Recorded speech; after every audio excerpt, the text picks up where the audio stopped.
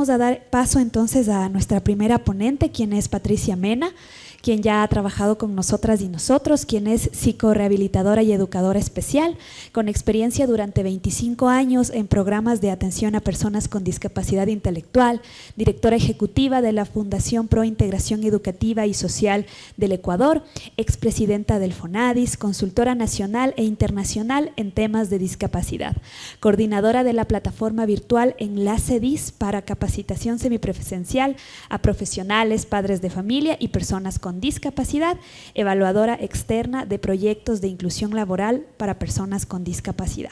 Le damos la palabra a Patricia Mena.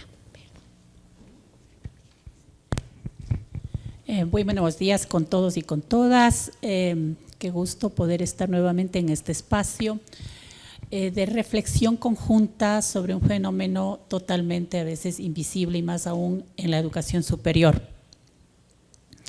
Como decía Juliana, mi ámbito es el trabajo con personas con discapacidad y diría es un tema en donde la violencia de género, si de por sí solo es invisible, es un tema invisible de lo invisible.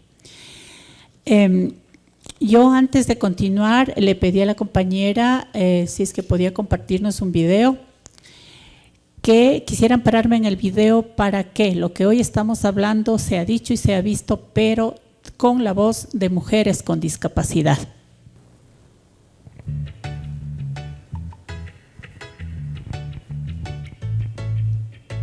Desde Madrid, el Observatorio de la Mujer. De plena inclusión. Con María Luis y con la Mare. Con toda nuestra capacidad y nuestra gana de libertad, las mujeres lucharemos por la plena igualdad. Somos valientes que no nos digan que no. Somos y lo seremos que se escuche nuestra voz. Somos valientes que no nos digan que no. Somos y lo seremos que se escuche nuestra voz. Autogestoras creativas compartiendo fuerzas, empoderadas luchando por mis derechos. Visibilidad, igualdad, no más hechos de cristal. Queremos visibilidad, igualdad, no más hechos de cristal. Un mar de mujeres que movemos solas, somos capaces de hacer cualquier cosa de diferente manera cada una. Somos brillantes y dignas como la luna. Vivas eternamente. Queremos cumplir nuestros sueños, Vivas y felices. luchamos para que nuestro mundo sea más grande y más bello. Sea más grande y más bello.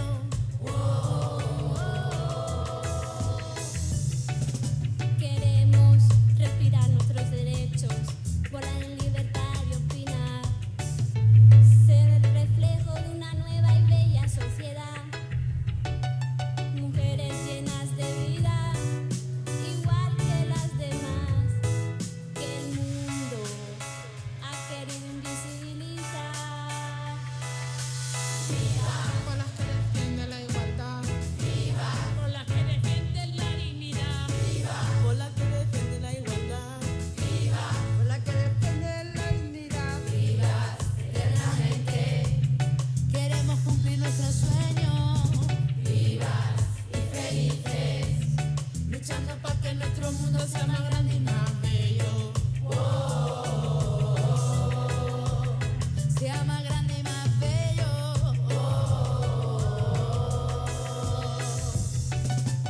Somos luchadoras, somos guerreras y luchamos con nuestras fuerzas.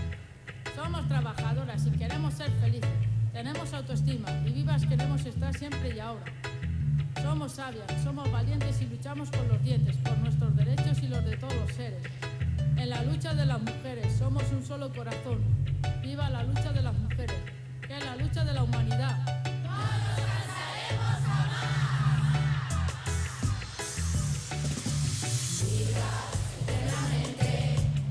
Queremos cumplir nuestros sueños, vivas y felices, Luchando para que nuestro mundo sea más grande y más bello. sea más grande y más bello.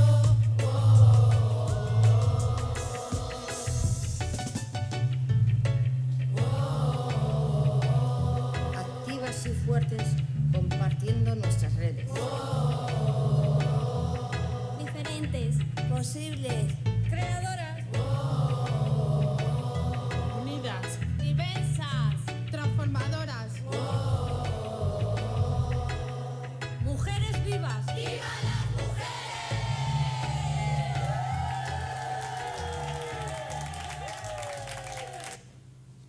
Bueno, a través de este video quería visibilizar el tema de la violencia de género, pero con el enfoque de mujeres con discapacidad. Es un problema estructural, y les decía hace rato que exige visibilidad.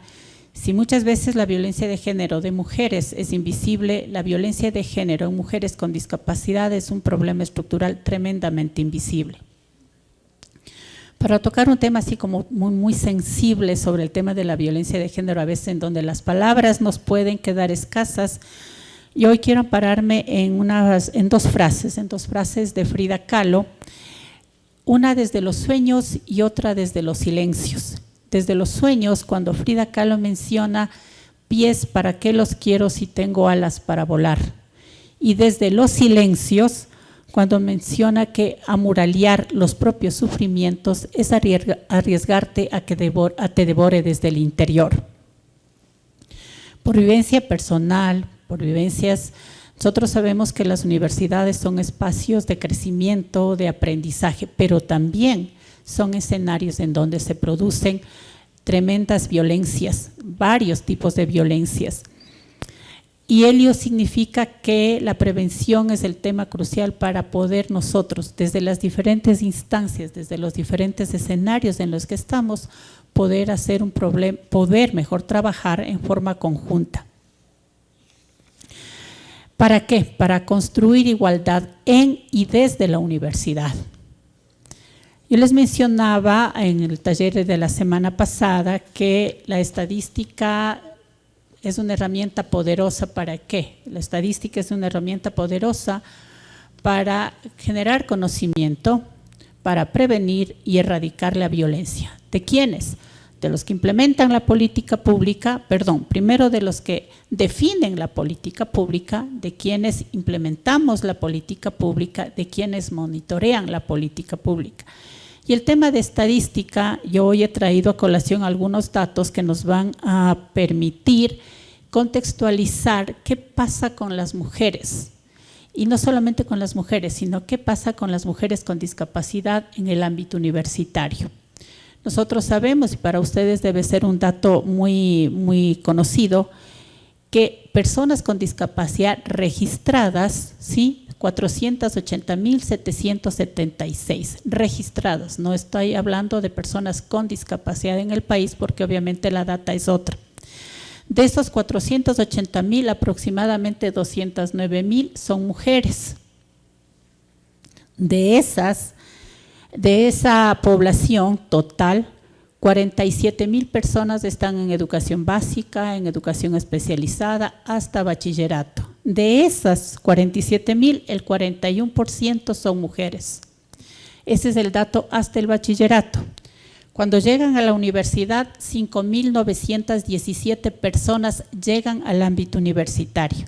De ese 5.943% llega a la universidad. En institutos tecnológicos, 1.419 personas llegan a los institutos. De ese porcentaje, el 39% llegan a los institutos. Entonces, imaginémonos la data que existe al momento. Y ojo, no es una data actualizada. Si nosotros pensamos en personas con discapacidad en edad laboralmente activos, 68.901 personas son personas que están activas laboralmente. De ese porcentaje, 24.772 son mujeres con discapacidad en edad laboral. Y obviamente estos datos nos dan un primer análisis. Las mujeres con discapacidad están totalmente infrarrepresentadas. Y hablando de las mujeres con discapacidad, pero recordemos que junto a una mujer con discapacidad están las responsables del cuidado. Responsables del cuidado que quizás llegan al ámbito universitario, quizás en su mayor parte no llegan ni siquiera, porque hay igual un estudio en donde las mujeres responsables del cuidado en su mayoría están no escolarizadas porque obviamente han debido responsabilizarse del cuidado de una persona con discapacidad. Con esos datos, obviamente, es el primer eje, yo diría, como yo les mencionaba hace rato, conocemos el dato, cómo podemos saber qué pasa con estas mujeres con discapacidad cuando han llegado al ámbito universitario. Eso nos va a permitir que el análisis de la situación de las mujeres con discapacidad debe ser definitivamente un problema en donde todos los actores, con información coordinada, informada, consensuada, podamos hacer acciones de prevención, pero las mismas desde los diferentes frentes. La violencia de género, según el CONADIS, es un fenómeno que no ha sido investigado porque esa intersección entre género y discapacidad no se ha dado. Porque cuando hablamos de violencia, nos quedamos en las violencias visibles, no en las violencias invisibles. Y las violencias visibles, obviamente, el acoso sexual, la violación, violencias de tipo psicológico, pero vamos a ir un poquito más allá. ¿Qué pasa con las violencias institucionales? La semana pasada, cuando Rita tuvo la gentileza de invitarme, yo la suerte de ser invitada, yo le decía a Rita, ¿tú sabías que antes de invitarme si yo era o no una mujer con discapacidad? Pensemos en Patricia Mena, una mujer con discapacidad física, usuaria de silla de ruedas. Hubieras tenido que escucharme en la parte de atrás, porque no hay accesibilidad. Esa es una de las primeras y grandes violencias, es la exclusión y la discriminación, porque lamentablemente no hubiese podido llegar, me hubiera encantado, capaz que hubiera llegado hasta, no, primero a la parte de afuera, pero el tema es empezar a trabajar sobre esas violencias y trabajar en forma articulada. Por eso yo les decía, construir igualdad en y desde la universidad. En la universidad, porque la currícula debe cambiar, porque la mirada de la discapacidad debe ser una mirada integral. ¿Para quiénes? Para los que estudian arquitectura, para los médicos, para los que estudian todas las carreras. Cuando se habla de que el día de mañana ustedes van a ver el tema del protocolo. En el protocolo seguramente está el enfoque de derechos, el enfoque de género, el enfoque intergeneracional, interseccional. La pregunta es, ¿en ese protocolo está el enfoque de discapacidad? Que quedaría como trabajo para todos ustedes, creo que el día de mañana. Ahora sí, la siguiente. El Consejo Nacional de la Igualdad, el CONADIS, reporta que en el Ecuador las mujeres con discapacidad enfrentan una doble discriminación, yo decía hace rato, ¿sí? El de género, el de discapacidad. La siguiente, según el Programa de Naciones Unidas y que está acorde a lo que yo les decía hace rato, la tasa mundial de alfabetización en adultos con discapacidad es tan solo del 3% y tan solo el 1% de mujeres con discapacidad. Solo el 5% de las mujeres con discapacidad acceden a la educación superior y no por falta de capacidad. En estos países como en el nuestro, lo que refleja una exclusión significativa que puede estar relacionada con el temor a la violencia y a la falta de entornos seguros y accesibles. Y cuando hablamos de accesibilidad, no solamente es la accesibilidad física, no solamente es la falta de rampas, no solamente es la falta de puertas de acuerdo al tamaño que permitan que una persona, por ejemplo, usuaria de silla de ruedas, pueda acceder. La accesibilidad va mucho más allá, hablamos de diseño universal, hablamos de accesibilidad en la comunicación, y una de las mayores barreras que enfrentan las personas con discapacidad y las mujeres con discapacidad es las barreras actitudinales, la mirada social sobre la discapacidad. Eso es lo que debe cambiarse y eso es lo que tiene que cambiarse desde los entornos universitarios. La siguiente ahora, sí, en esa creo que estamos. La Secretaría de Derechos Humanos menciona en el 2020 que de 7 de cada 20 mujeres en el ámbito universitario han sido víctimas de algún tipo de violencia. En el lunes pasado, la compañera que me acompañó en la exposición decía, no Patricia, y no con afán de pelearnos, no es 7 de 10, son 10 de 10. ¿Por qué? Porque las violencias son múltiples. No solamente, vuelvo a insistir, es el acoso sexual, es la mirada, es el hostigamiento, las violencias psicológicas y, como yo mencionaba hace rato, la violencia institucional.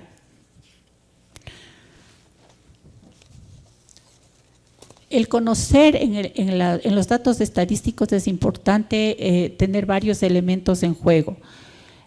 Según la red de educación, sí, se señala que el 70% de los casos reportados son acoso sexual. En la Universidad Católica se hace un estudio y el 30% de mujeres han sufrido violencia psicológica. Y un 10%, según un estudio de aquí de la misma, del INEC, el 10% sufre violencia sexual. Y cuando hablamos de violencia psicológica, hablamos del desprecio, hablamos de la estigmatización por ser mujer con discapacidad, falta de acceso a adaptaciones para el estudio.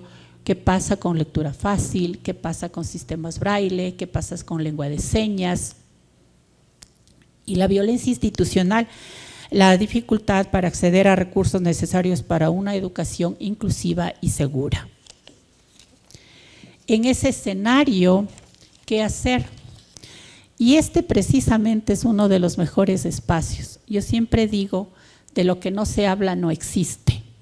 Y si no hablamos de la violencia contra las mujeres, pues obviamente ese tema es intrascendental. Y si hoy aquí en el tapete no hablamos de que las mujeres con discapacidad son víctimas de violencia, pues ese tema no existe.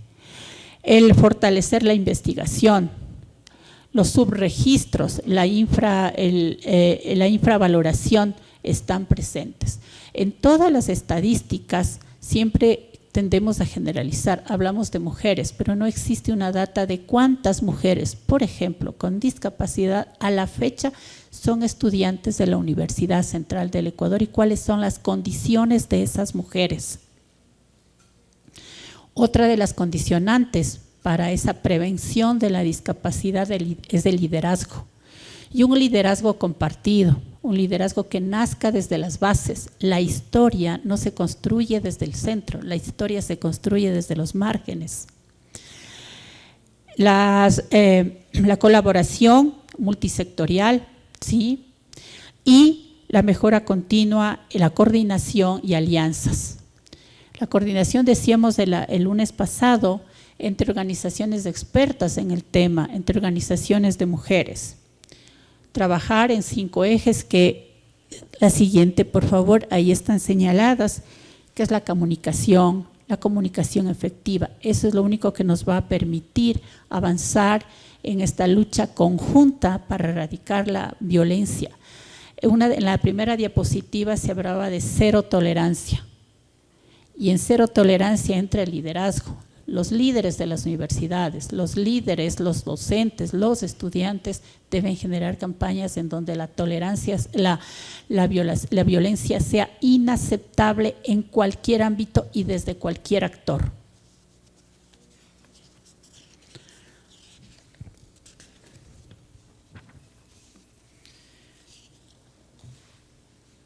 Yo les mencionaba hace rato que en el protocolo que se van a revisar y que existe aquí, importante revisar o importante considerar si ahí está comprendido, está entendido el tema del enfoque de discapacidad.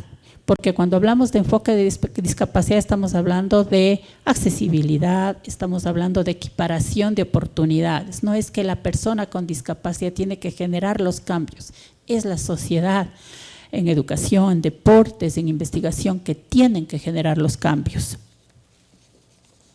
2 elementos importantes para generar estos cambios. La investigación, sí, ya se mencionó hace rato, es lo único que va a determinar o que va a dar un marco adecuado a las autoridades, a todos los actores para generar política, para generar protocolos en donde la discapacidad sea considerada. Y la política pública, si no está dotada presupuestariamente, pues es simplemente papel.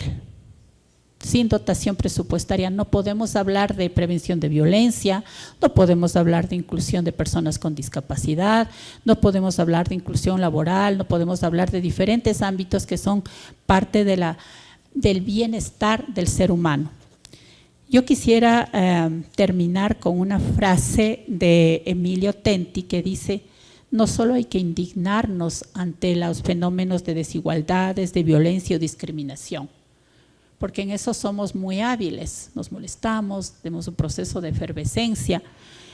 Nuestra obligación desde los diferentes ámbitos en los que ustedes estén, yo no sé qué carreras están aquí, pero como seres humanos nuestra obligación es explicar el origen de las violencias y erradicarlas. Explicar el origen de las violencias, ¿por qué? Porque muchas veces el origen de la violencia es causa de que yo sea actor o generador de violencia, de que yo acepte la violencia como un hecho natural, o al contrario, que me permita ser un actor de prevención de violencia. Eso nada más, muchas gracias.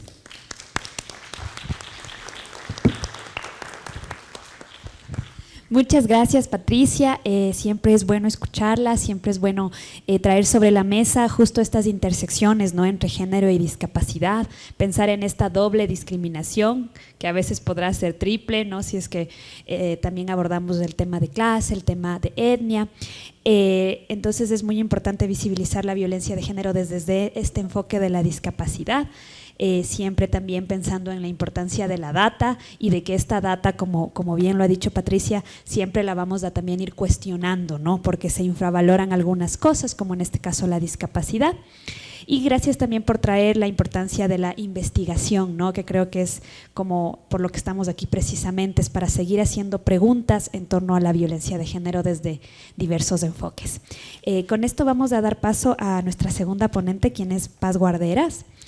Paz Guarderas es psicóloga por la Pontificia Universidad Católica de Sao Paulo, magíster y doctora en Psicología Social por la Universidad Autónoma de Barcelona, es profesora titular de la carrera de Psicología de la Universidad Salesiana de Quito, miembro de la Red Interuniversitaria de Investigación Feminista y coordinadora del Grupo de Investigaciones Psicosociales.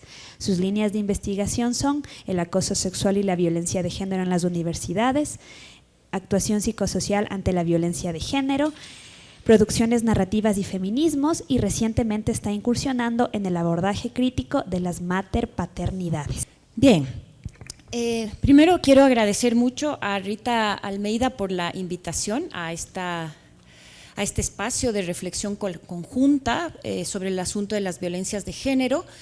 Y también quiero agradecer mucho al equipo del INIGET, ¿no es cierto?, a Majito, a Steven, a Juliana, por toda la gestión para poder estar aquí el día de hoy.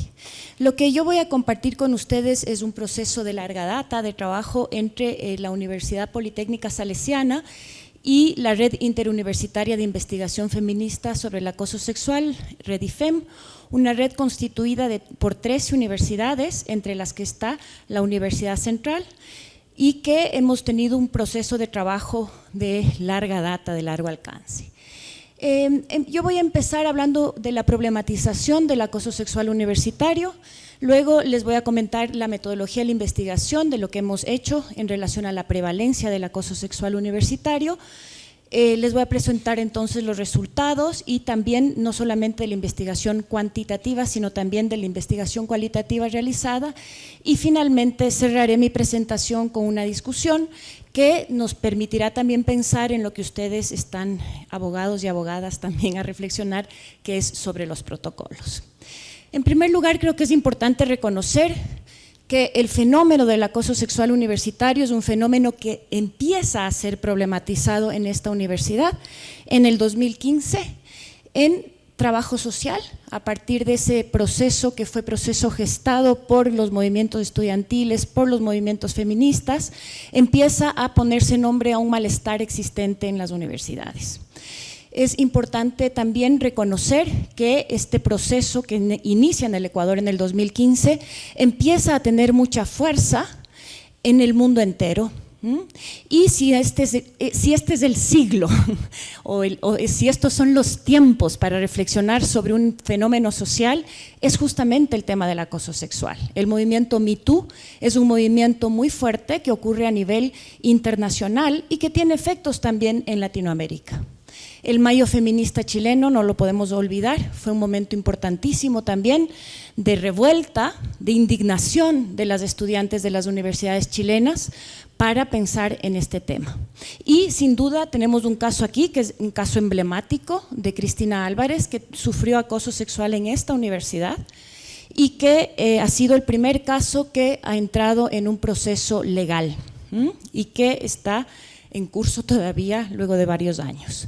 También debemos recordar algunos casos, como por ejemplo un caso muy sonado en Coimbra, ¿no es cierto?, que es el caso de también una persona que algunas estudiantes denuncian a un profesor y en este momento este profesor ha sido ya separado, Boaventura de Sousa Santos, del CES debido a su posición o a lo que realizó históricamente en la universidad. Entonces, es un tema que está posicionado. Las estudiantes, nuestras estudiantes, han crecido ya en contacto con estos procesos, por lo tanto reconocen la incomodidad que se gesta en el momento en que existen situaciones de acoso sexual, algo que antes no estaba problematizado, algo que antes estaba naturalizado, algo que hoy en día, en cambio, ha sido claramente establecido como un problema.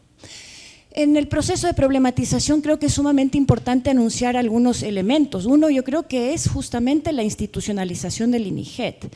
El INIGET sin duda fue un espacio fundamental para empezar a nombrar este malestar que estaba ocurriendo en las universidades y este proceso permitió también que haya una efervescencia de los movimientos sociales, ¿no? Y para que un fenómeno se convierta en un problema social requiere de algunos elementos. En primer lugar, justamente el que haya una exigencia desde la sociedad civil para transformar esa realidad.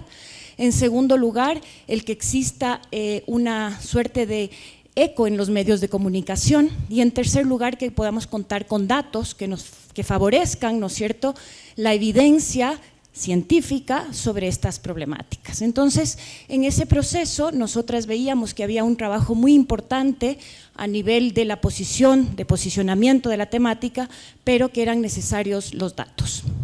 Empezamos haciendo una investigación sobre qué se había investigado al respecto en nuestro país y también la investigación sobre este tema es una investigación de larga data. Son Tatiana Cordero y Gloria Mayra quienes en el 2001 empiezan a nombrar el tema de las violencias sexuales en el ámbito educativo y ellas hacen ya una investigación en donde muestran cómo a partir de estas violencias se erigen las subjetividades de varones y de mujeres en el ámbito educativo.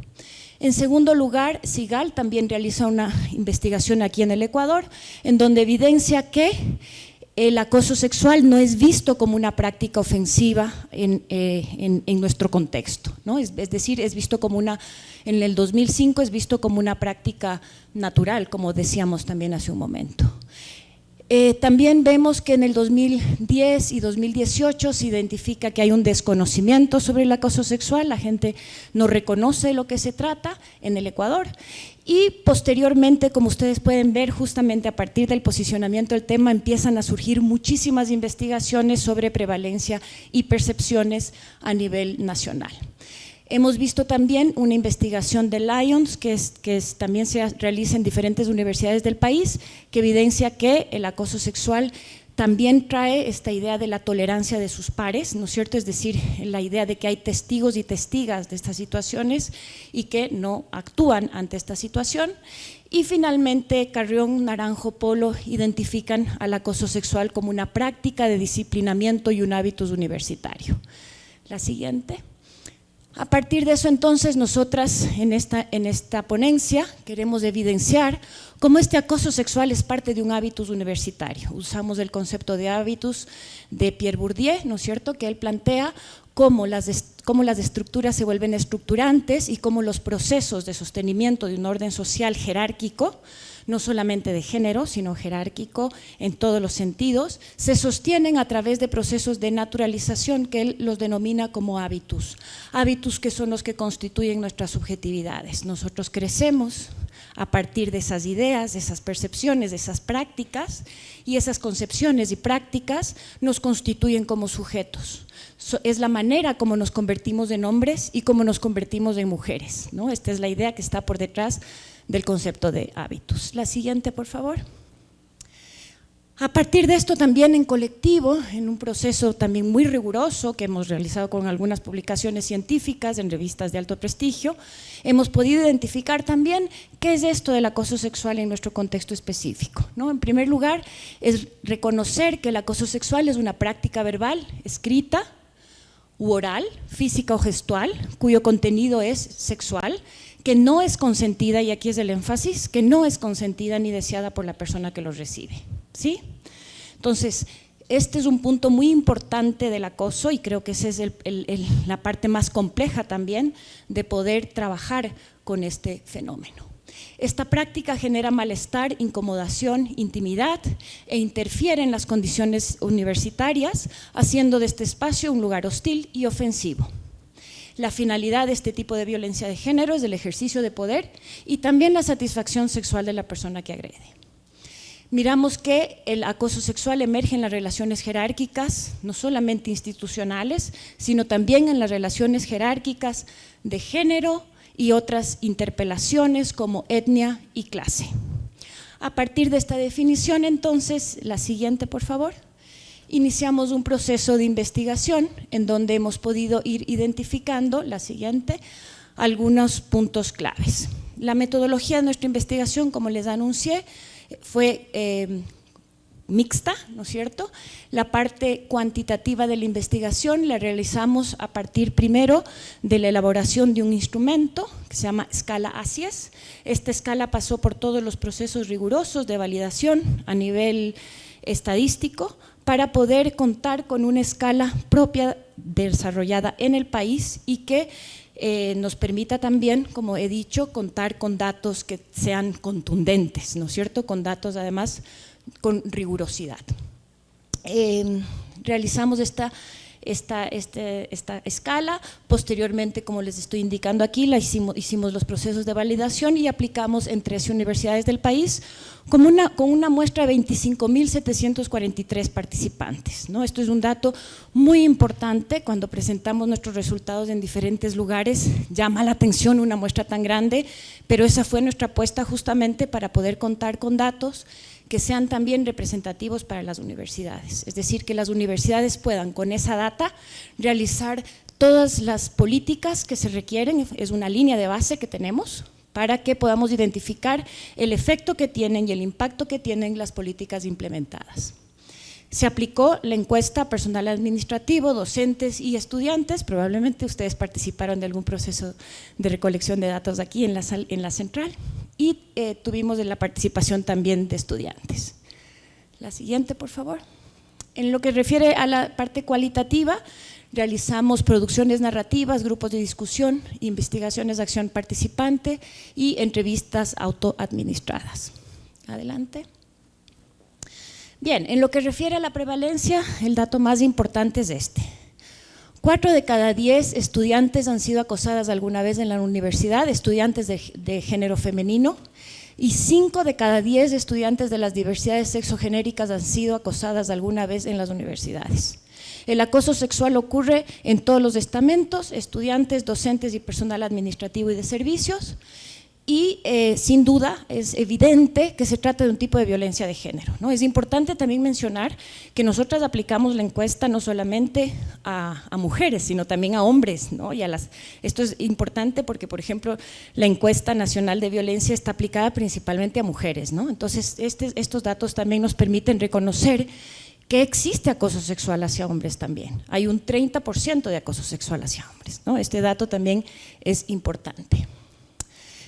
Bueno, podemos ver que en relación con el tema de etnia, clase, procedencia, existe una tendencia a que sean las personas autoidentificadas como mestizas y blancas quienes vivan mayores situaciones de acoso sexual. Esto tiene que ver, desde nuestra perspectiva, con la cosificación de los cuerpos de las mujeres. ¿Qué cuerpos son los que están cosificados?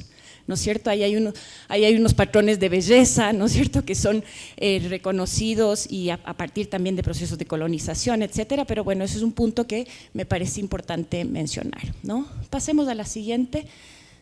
Y este creo que es un dato bien importante, porque el acoso es realizado principalmente por hombres.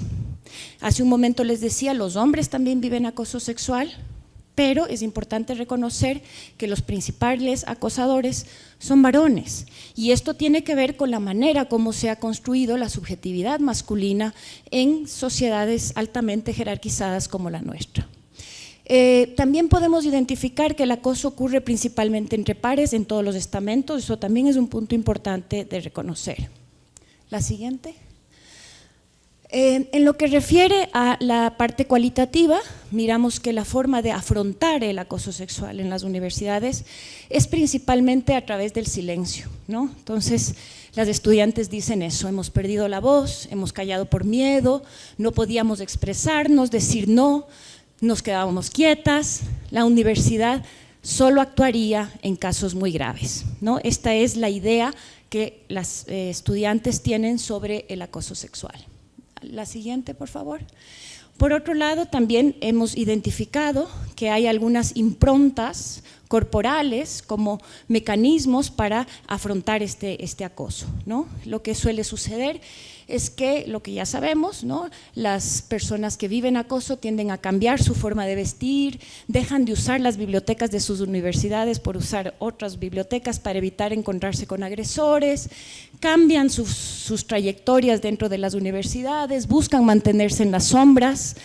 Y también hay otro dato que es muy importante, y es que dejan de actuar en clases, dejan de asistir a clases para evitar el acoso sexual universitario. La siguiente. Por otro lado, tenemos otras improntas que nosotras hemos llamado improntas por opacidad, ¿no? Las anteriores las llamamos por transparencia, es decir, buscar ser transparentes e invisibles en la universidad. Este, en cambio, es volverse visibles, pero visibles justamente con aquello que a los agresores les incomoda, por ejemplo, tatuajes, ¿no? Entonces, las chicas indican eso, ¿no?, que empezaron a volverse duras, impermeables, que cambian su feminidad, que hacen acciones para que se dejen de fijar en ellas, ¿no es cierto? Esperan no llamar más la atención, dejan de venir arregladas, de tal forma que hacen algunas marcas en su cuerpo, se visten de ciertas formas para evitar el ser acosadas. La siguiente.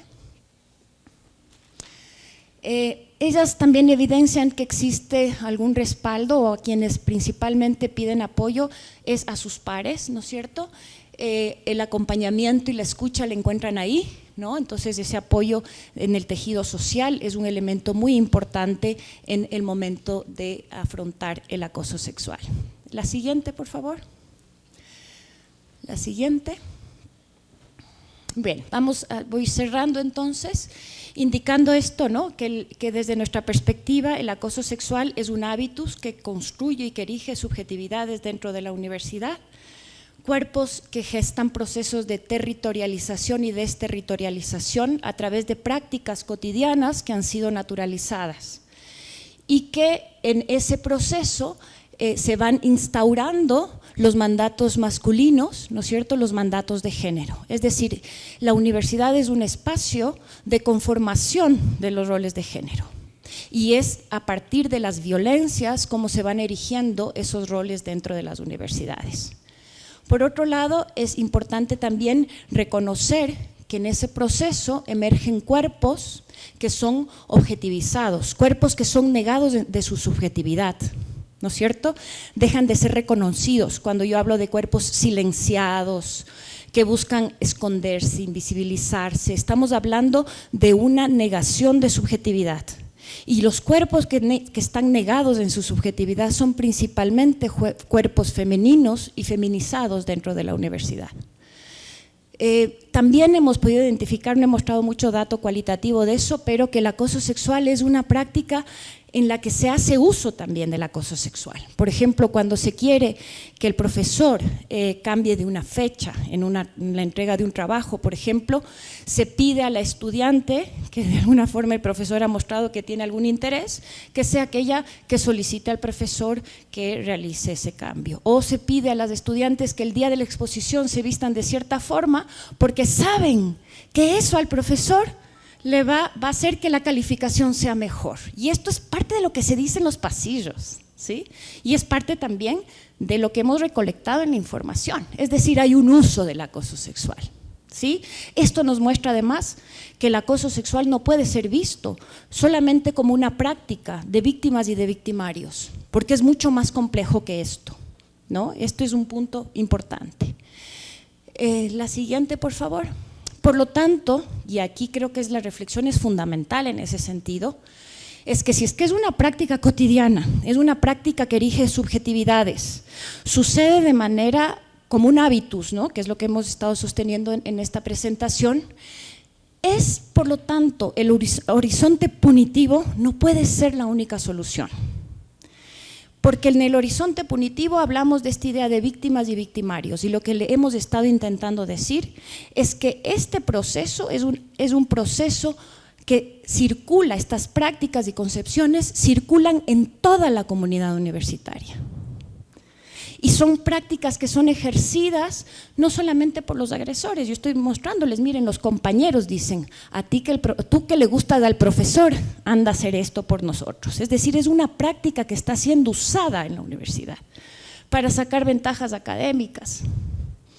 ¿Sí? En ese sentido, es una práctica que requiere ser transformada, cuestionada. Y creemos firmemente que para ello los protocolos tienen que tener acciones de prevención, tienen que tener acciones que lo que hagan es cambiar profundamente los imaginarios de la comunidad universitaria. Además, también hay otra cosa muy importante en relación a los protocolos y es el tema de la actuación psicosocial. Es decir, no podemos solamente gestar un proceso sancionatorio, sino que tenemos que hacer un proceso de acompañamiento a las personas que han vivido estas situaciones. Nosotros hemos trabajado con chicos, con chicas, para poder también gestar cambios en estos imaginarios sociales. Y hemos tenido muy interesantes resultados también en ese sentido. Finalmente, es importante que las acciones políticas cotidianas favorezcan la emergencia de otras subjetividades, ¿no es cierto? Creo que es importantísimo también reconocer que estamos en un momento de una revolución de género muy fuerte y poderosa, que sin duda nosotras que somos, serán de mi misma generación, 40, 50 años, para nosotros es totalmente novedoso todo lo que vemos en nuestras aulas, pero en este momento hay una revolución de género muy fuerte y en ese sentido aquello que en nuestro tiempo era algo que era normal, común, ¿no? Cuando nosotros nos íbamos de fiesta sabíamos que siempre habría un baboso ahí y había que tener cuidado, ¿no es cierto? Pero nunca lo vimos como un problema grave, como un delito, pero en la actualidad sí es visto de esta forma. Por lo tanto, tenemos que quitar de la universidad estos comportamientos obsoletos y hacer de la universidad espacios seguros, espacios de paz, espacios en donde lo que prime sea la ética del cuidado del otro. Es tiempo de que dejemos de pensar que la universidad es un lugar en donde llegamos a sobrevivir, ¿no es cierto? El sobrevive quien es más fuerte, ¿no? Para sostenerse en estos procesos complejos de relaciones crueles. Entonces creo yo que es tiempo y momento de empezar a cambiar estas ideas que tenemos y hacer de las universidades lugares diferentes. Muchas gracias.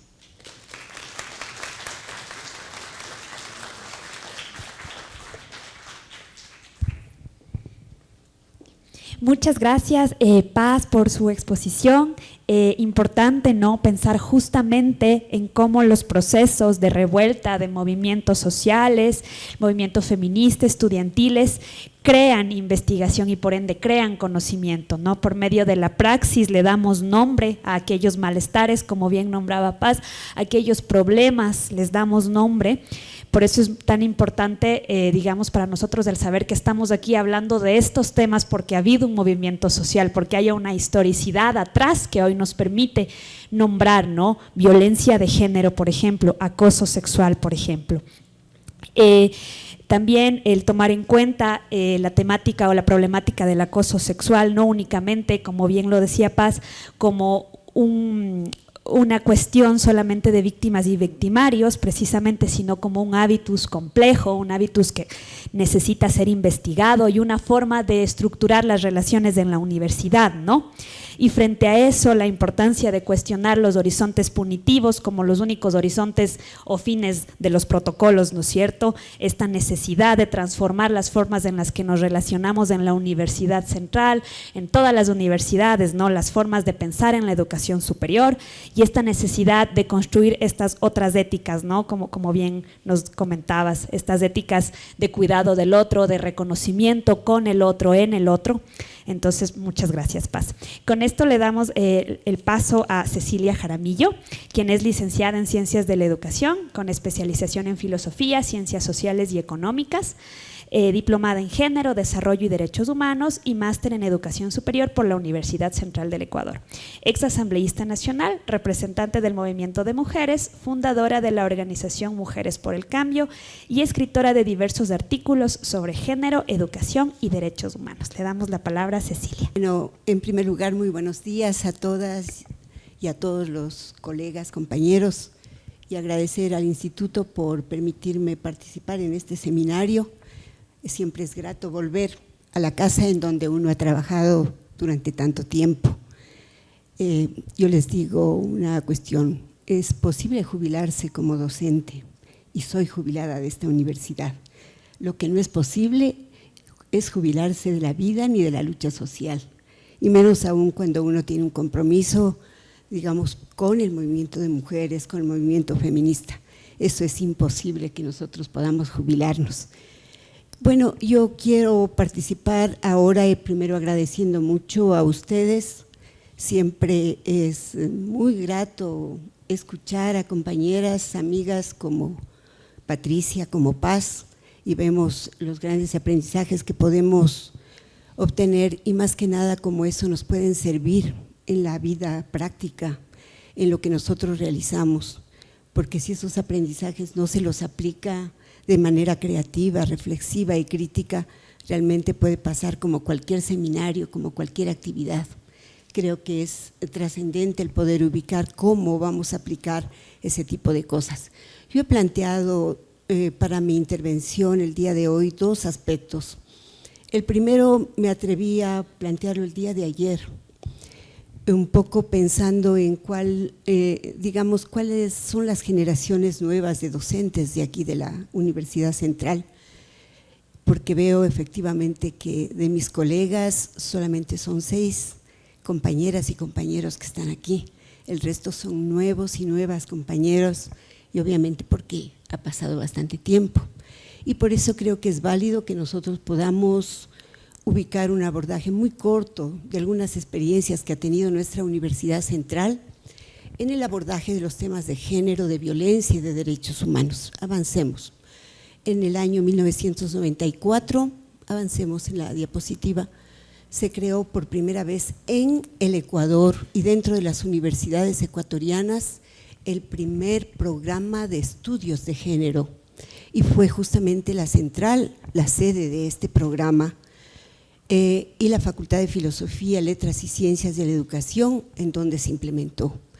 Me cabe el alto honor de haber sido la coordinadora académica de ese proceso y en un momento en el cual solamente hablar del tema de género era un atrevimiento, porque era una propuesta, una trasnochada de las feministas, de quienes éramos activistas del movimiento de mujeres, y el gran reto era posicionar desde el punto de vista académico, desde el punto de vista científico e investigativo, esta temática de género y cómo esa temática podía contribuir a transformar las prácticas académicas de la universidad. Eso fue un aspecto sumamente importante y utilizamos varias estrategias. La principal fue el haber constituido un equipo interdisciplinario, pero que estaba integrado por hombres y mujeres, para romper ese criterio, el tema de género es cuestión solamente de mujeres, y logramos entonces vincular a académicos, a investigadores, hombres, investigadoras, mujeres de distintas disciplinas. Bueno, fue una cuestión muy importante. Yo he traído algunos textos que lastimosamente a veces en las universidades no se recupera la memoria histórica, a veces se olvidan las cosas y nosotros trabajamos, digamos, y pudo ser posible por varios factores.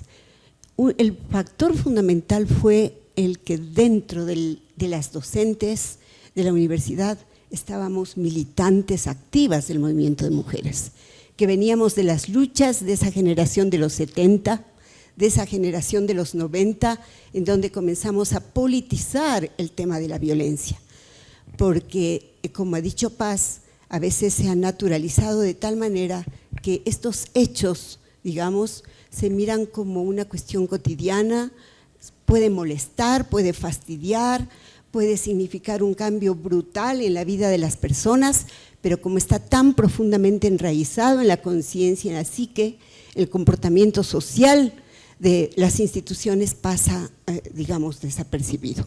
Entonces fue una cuestión importante eso, pero también porque pudimos conseguir acuerdos con autoridades que tuvieron la sensibilidad para poder apoyar este proyecto. Y lógicamente un elemento importante que recupero de Paz también es que uno de los actores fundamentales para poder promover estos trabajos fue el movimiento estudiantil organizado y especialmente las mujeres estudiantes, porque eran las interesadas principales de que esta temática se pueda abordar. Se ubicaron, como para conocimiento, 4 ejes fundamentales. La fundamentación teórica, trabajamos en desarrollo de fundamentos teóricos, publicamos algunos libros de investigaciones con enfoque de género, la inserción del enfoque de género en los currícula de las distintas carreras en un momento difícil, y el tema también de organizar actividades de carácter cultural. Yo recuerdo, y a veces nos reímos muchas veces, que nos atrevimos a hacer el primer encuentro de poesía erótica de mujeres. Y fue un relajo, no solamente aquí en la central, sino en el país, porque hablar de la poesía erótica desde las mujeres, de sus percepciones del cuerpo, de la sexualidad, realmente rompía una serie de estereotipos. Y lógicamente fue una cuestión interesante en ese sentido. Fue un programa que tuvo una cobertura nacional, capacitamos a más de 10,000 personas de todas las universidades públicas del país, pudimos trabajar también con instituciones educativas y también pudimos insertarnos a una red de universidades de América Latina, que lastimosamente concluyó luego de la década de los 2000, porque había un problema. La mayor parte de estos programas estaban financiados por la cooperación internacional. Nosotros tuvimos el apoyo de la cooperación de los Países Bajos, pero nos propusimos que eso no termine. Y claro, cuando terminó en el 2000 ese apoyo técnico y financiero, nosotros nos propusimos trabajar en el tema de las reformas curriculares, logramos algunas cosas, algunos planteamientos, y lo que logró pervivir fue la organización de las maestrías de género y desarrollo, bajo la dirección de la doctora Rosa Mercedes Rodas. Aquí tenemos a una colega que fue una de las primeras egresadas de la maestría de género de la Universidad Central, con 5 cohortes, y lógicamente ahora nos da mucha gratitud el tema de que pueda institucionalizarse el instituto, que no logramos, ese fue un problema, no logramos que se institucionalice en una instancia que permita aprovechar toda esa experiencia tan rica y poder potenciar a profundidad este tipo de cosas. También a partir un poco antes del 2014 se comenzó a gestar grupos contra el acoso sexual, porque este tema del acoso sexual, de la violencia en las aulas universitarias, no es un tema nuevo, eso data de muchísimo tiempo. Nos faltaría espacio para poder contarles las experiencias tan duras que tuvimos respecto de problemas, no solamente de acoso sexual, sino de violencia, de violaciones sexuales dentro de las aulas y de los espacios universitarios. Y se conformó el colectivo Cero Acoso en la Universidad Central, que abrió las puertas justamente para la formulación, el debate y la aprobación del protocolo de prevención y sanción del acoso sexual en las universidades. Y lógicamente avancemos en la siguiente diapositiva. Esto yo creo que yo tengo que plantearlo porque es de honestidad también, que la persona que promovió el debate, la formulación, fue Julieta Logroño, nuestra compañera que ahora es vicerrectora académica de la universidad, que la reivindicamos como una militante activa del movimiento de mujeres. Ella desde los 70 viene siendo parte del movimiento de mujeres del país y por lo tanto creo que ahora tendremos a una persona que va a ponerse en primer lugar a impulsar estos trabajos que ubican ese tema. Esto, digamos, en cuanto a este primer punto que creo que vale la pena. Yo he traído unos poquitos libros, unos poquitos textos, hubieron muchas investigaciones, abrimos con una línea base, se hizo una serie de trabajos y creo que es importante que se pueda recuperar eso.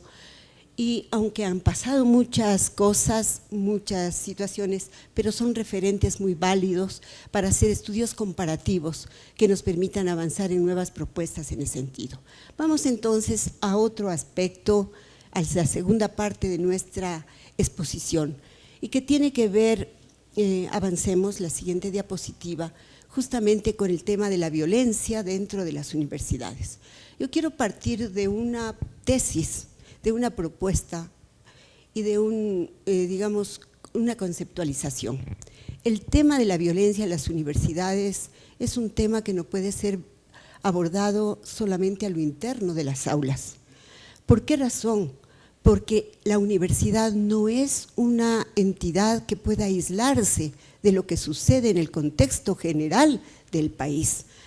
En la universidad se reproducen todas las lacras sociales, se reproducen los estereotipos, las relaciones de poder inequitativas, se reproducen las concepciones y las prácticas, digamos, que se dan en la sociedad y a veces se potencian y a veces se expanden de manera muy peligrosa y lógicamente hay que partir del criterio de que en la universidad, por ser parte de la sociedad, se reproducen las violencias y esa reproducción amerita, en cambio, el que podamos tener conciencia de que eso sucede, porque también hay un elemento que es positivo, que a través de los procesos educativos, a través de la formación, de la investigación, a través del accionar académico, sí es posible implementar procesos de transformación, procesos que no solamente cambien las formas académicas del quehacer universitario, sino que pueden trascender hacia la sociedad. Es decir, que de lo que hacemos en la universidad se puede hacer un proceso transformador a través de elementos como la investigación, la docencia, la vinculación con la colectividad, porque esos son los ejes rectores que norman el funcionamiento de nuestra universidad. Y afirmamos entonces de que si nos proponemos un cambio en la universidad, no es posible una universidad científica, democrática y comprometida si en su interior no se combate la discriminación, la violencia y las distintas formas de inequidad que se expresan también aquí. Hemos escuchado con Patricia el tema de las discapacidades y obviamente ese es un tema que se ha discutido en la readecuación de la infraestructura de la universidad, pero esa es una cuestión formal, imprescindible, sí, para que se incorporen las personas con discapacidades, pero hay discapacidades de distinta índole, ¿no es cierto? Y en ese sentido es un debate que está pendiente. Avancemos, por favor. Bueno, entonces, en este sentido, bueno, avancemos. Estos son algunos de las fotografías de los documentos que habíamos trabajado, digamos, con el programa de género.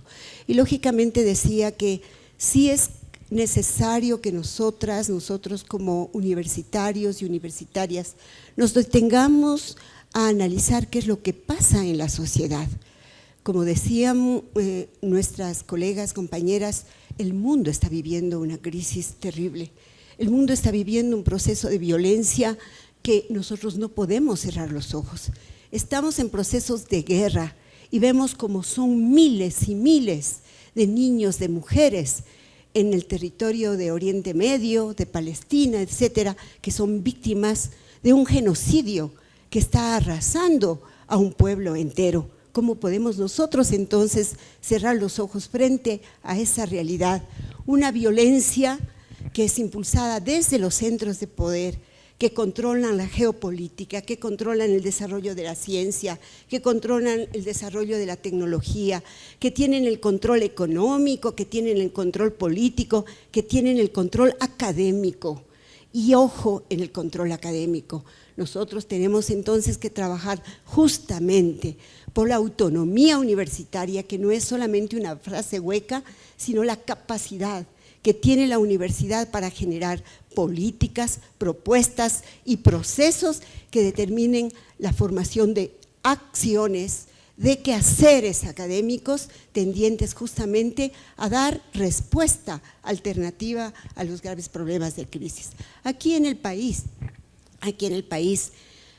cada día 54 niñas, adolescentes y mujeres son hospitalizadas por abortos realizados en condiciones adversas. El movimiento de mujeres seguimos reivindicando el derecho al aborto libre, el aborto sin condiciones, y seguimos trabajando en ese sentido. Miren ustedes, todavía existe una gran cantidad de niñas menores de 14 años que son obligadas a parir, que son obligadas a maternidades forzadas. Absolutamente todas esas niñas son víctimas de violación y un número importantísimo de incesto a lo interno de sus familias. Todavía no existe una data que nos permita cuantificar qué es lo que está pasando con tantas personas desaparecidas. Yo no sé si ustedes abren el Facebook y el Instagram y lo primero que ven es cantidad de personas desaparecidas. La mayoría niños, niñas, adolescentes y jóvenes que no sabemos en qué ha ido a parar. Niños y niñas que ahora son víctimas de la narcodelincuencia. Queridas y queridos docentes, quienes estamos trabajando con las mujeres y vamos a la provincia de Esmeraldas a trabajar con las mujeres lloran porque dicen: aquí en este barrio, en Barrio Caliente, en pleno sector del centro de Esmeraldas, vemos cómo a las niñas empiezan ya a ser adolescentes y son forzadas a ser parte de la trata sexual, de los narcodelincuentes que operan en los barrios. Niños y niñas que a partir de los 9 años comienzan a tener entrenamiento para el sicariato. Esos son los problemas de violencia que estamos viviendo en Esmeraldas, en Santo Domingo, aquí en los barrios populares, en Calderón, en el sur, en Daule, en Machala, es decir, en un Ecuador atrapado por tanta violencia. Esto es lo que tenemos que discutir aquí en la Universidad Central, tenemos que discutir en la Universidad Ecuatoriana. ¿Qué está pasando con nuestro país? ¿Cuáles son las condiciones, avancemos, reales en las que está viviendo la sociedad ecuatoriana? Y tenemos que romper ese mal criterio de que el academicismo, el ser parte de una universidad, el obtener tal vez un título de PhD, nos sitúa en un nivel más alto respecto del resto de la población. Compañeras, compañeros, colegas, ningún título de PhD puede ser válido si es que ese título, si es que ese conocimiento, si es que esa experiencia no está puesta al servicio de nuestro país. Si ese gran conocimiento adquirido no está puesto a servicio justamente de los sectores populares que tanto necesitan de una universidad comprometida. Entonces, creo que el tema de la violencia en las universidades debe ser enfrentada a lo interno, pero también a nivel general, e ir cuestionando y reflexionando cuál es el papel que debe jugar la universidad ecuatoriana en estos momentos tan críticos. ¿Qué es lo que está pasando? Porque, digamos, respecto a estas problemáticas, porque también hemos hecho un balance y hemos visto en el movimiento de mujeres y feminista que hemos avanzado muchísimo en términos de normativa. Tenemos una ley de prevención y sanción de la violencia de género. Existen protocolos que están en casi todas las universidades, protocolos que están en las instituciones educativas, hay protocolos que están en los ministerios, pero una cosa son las letras y otra cosa son los hechos, porque hay una contradicción.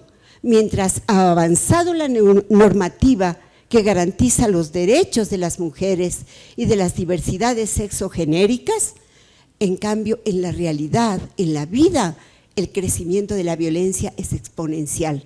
Cada día es mayor la violencia y las formas de violencia son cada vez más brutales. Y aquí, digamos, con el avance del desarrollo científico y tecnológico, inclusive se han modernizado las formas de violencia. Tenemos violencia física, sexual, psicológica, patrimonial, violencia política, patrimonial, tenemos la violencia obstétrica, es decir, se ha podido visibilizar las distintas formas de violencia, pero ahora hay nuevas formas, utilizando justamente la tecnología, las redes sociales, el ciberacoso, ¿no es cierto? Una serie de elementos que se están desarrollando a través de las redes sociales y cuáles son los principales víctimas del acoso, digamos, informático, la sextorsión, el ciberacoso, el doxing, que se trata de inclusive de formas de violencia en donde se apropian de las identidades para extorsión, para acoso, etcétera, y lógicamente la universidad desde ese ámbito que está a tono con el desarrollo científico y tecnológico tiene la obligación de buscar mecanismos que contribuyan a la sociedad, en organizar aplicaciones de geolocalización, plataformas de apoyo, de seguimiento, de contención emocional y de contención también formativa y educativa en ese sentido. Y entonces yo decía, digamos que la educación tiene esta doble función, una función que puede ser la reproductora de lo que pasa en el sistema y con eso no nos hacemos lío, no nos hacemos problema. Existe una serie de normas, de leyes y de reglamentos, porque inclusive se llegó un momento en que el CES establecía hasta qué título, hasta qué nombre debe tener la nueva carrera. Darnos aquí también hasta qué contenidos deberían tener las distintas asignaturas.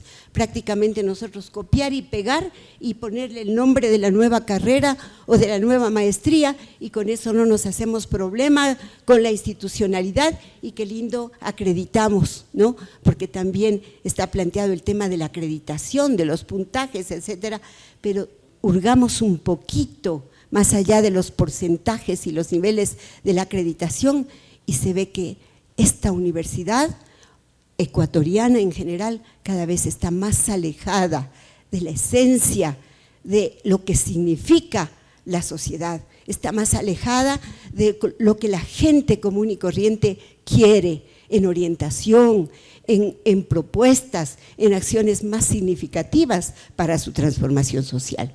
Y en este sentido, entonces, vamos avanzando en la siguiente diapositiva.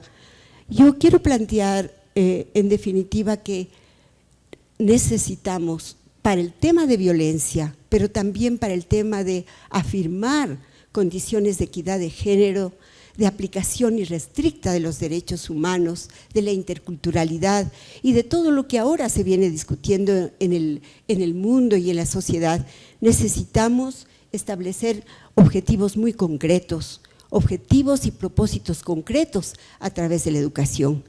Necesitamos partir de que la educación tiene un carácter rector, si es que se plantea una concepción equitativa, una concepción de derechos. Se necesita replantear los conceptos de educación, de enseñanza y aprendizaje.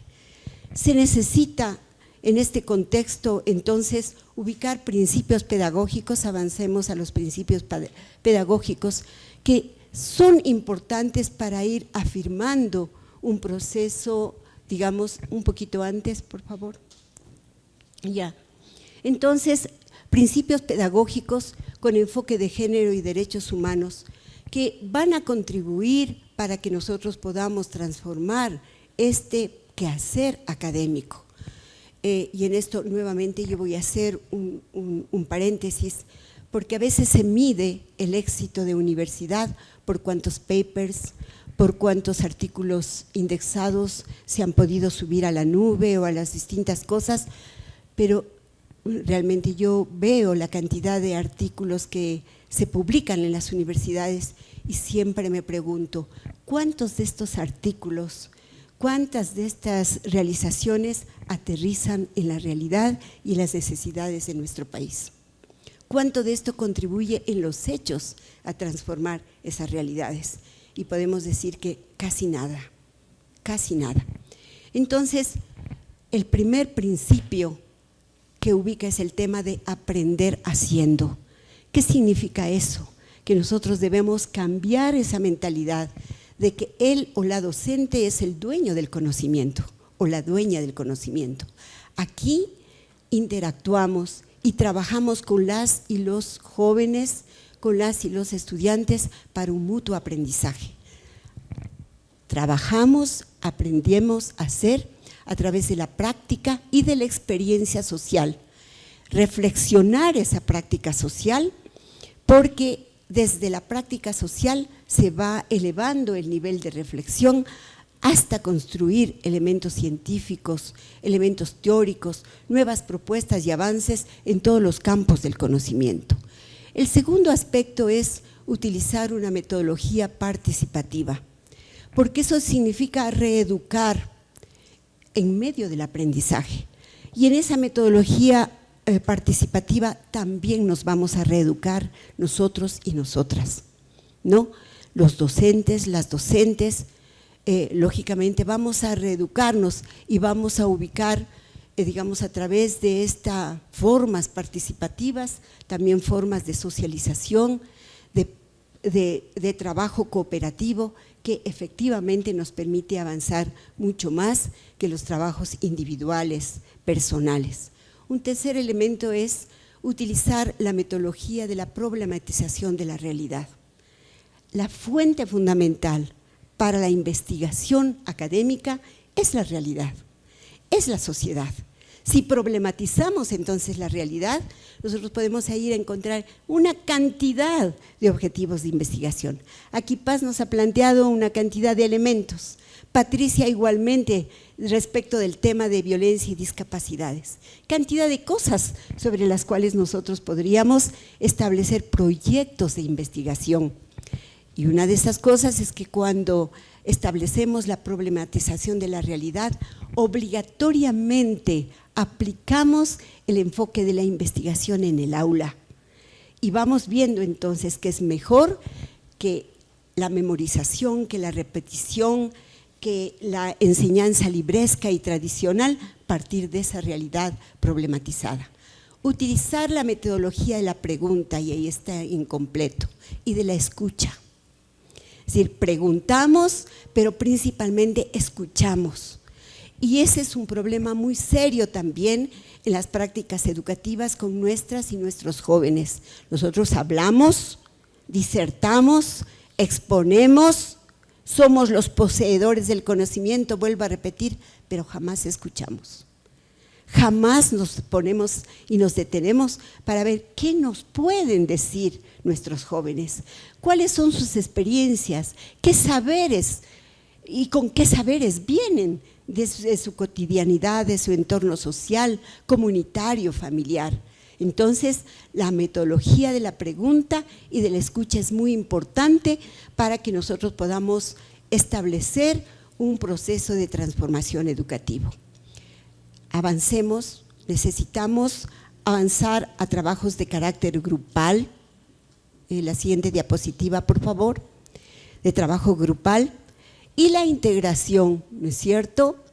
Aquí decíamos en el 6º punto, tenemos que desechar ese concepto que todavía está arraigado precisamente en el ámbito académico de la neutralidad de la ciencia. Ninguna ciencia es neutral. Todo conocimiento tiene una base filosófica, tiene una base epistemológica, pero también cada conocimiento tiene una intencionalidad, tiene un propósito.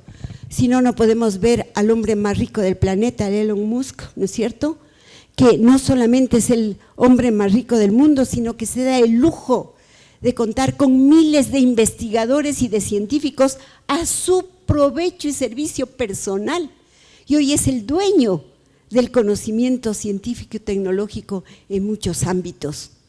Entonces, miren ustedes que tenemos que desechar este concepto equivocado de una ciencia neutral, aséptica, que prácticamente tiene que ser aplicada de manera así general. No, el conocimiento debe tener una intencionalidad, el conocimiento debe tener una aplicabilidad. Y qué mejor si ese conocimiento está aplicado para enfrentar las violencias, para enfrentar las inequidades, para enfrentar las distintas dificultades que tiene nuestro país y nuestra sociedad. Otro aspecto importante que tenemos que plantear como un principio pedagógico es acabar con las relaciones verticales. Las relaciones docente-estudiante tienen que ser relaciones horizontales, de mutuo aprendizaje, relaciones de mutua cooperación, de mucho conocimiento compartido. Este es un aspecto importantísimo, porque las universidades tienen la función de formar nuevos profesionales, tienen la función de formar nuevos científicos y científicas, nuevos académicos y académicas. Y lógicamente nosotros tenemos que ser generosos y generosas cuando estamos en el aula como docentes. Y tenemos que abrir las puertas a esas nuevas iniciativas, a esos nuevos liderazgos, al nuevo papel que juega la juventud. Aquí en la central es la experiencia que tenemos. Los procesos más importantes de reforma universitaria, los procesos más importantes de cambios curriculares no se han dado desde los docentes. Discúlpenme que diga esto de manera frontal, se ha dado desde la juventud, desde los estudiantes. ¿No es cierto? Toda esta lucha contra el acoso sexual no surgió desde los docentes, surgió desde las jóvenes agredidas, desde las jóvenes acosadas, desde las jóvenes violentadas y desde los jóvenes también. Desde ahí han surgido los cambios hasta de contenidos. En la reforma universitaria se ha dado desde la juventud. Por lo tanto, si tenemos una visión sensible a estas temáticas, también tenemos que ser sensibles a la importancia que tiene formar jóvenes, hombres y mujeres con capacidad crítica, con autonomía y con la gran resolución de enfrentar los problemas. Otro principio pedagógico que debe ser una práctica permanente es una relación de equidad entre pares, la solidaridad, ¿no es cierto? El 9º, la promoción del fortalecimiento de las distintas formas de organización de docentes, de servidores y servidoras, de estudiantes. Y el último aspecto que he planteado, porque esto se plantea permanentemente, la imbricación, la integración entre docencia, investigación y vinculación con la comunidad. Y aquí cabe una reflexión. La vinculación con la colectividad, aun cuando está institucionalizada, no es la clave de una articulación con la realidad. tiene que ir mucho más allá. Tiene que ir justamente a problematizar y a entender cuánto la universidad aprende de esa comunidad, cuánto la comunidad aprende de esos liderazgos sociales, de esos liderazgos feministas, de esos liderazgos de los pobladores, de los barrios populares, del campesinado, de los pueblos negros, de los indígenas, y lógicamente a partir de eso nosotros podemos tener una visión distinta, diferente del quehacer académico universitario. Entonces, no sé si ya llegamos a la última, digamos, obviamente yo traía esta última reflexión. Cada generación deja un legado y yo les invito a que seamos la generación que logre la equidad de género y el abordaje de la violencia como un hecho consustancial para la vida de esta universidad y de este país. Yo creo firmemente y tengo la confianza plena de que esta nueva generación de docentes que están aquí puedan ser los artífices de procesos transformadores muy importantes.